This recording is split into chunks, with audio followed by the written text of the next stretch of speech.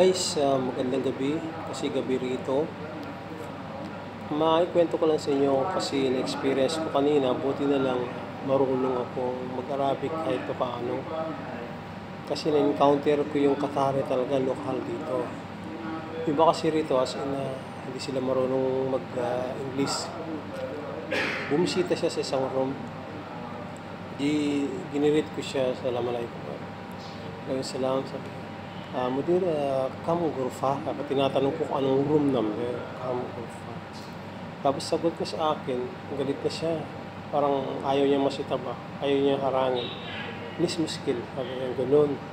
Ay di sabihin ko, ana jadid hina, anak ka na mo, kam gurfa.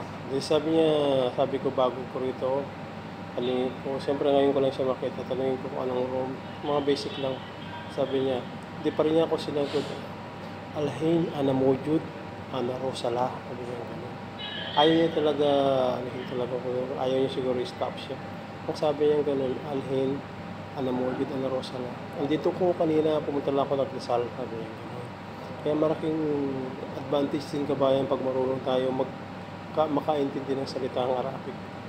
O kabayan, ikaw kabayan, marunong ka. Ako naman actually, mga basic lang alam ko. Pero nakakaintindi ko. Maraming salamat. Bye.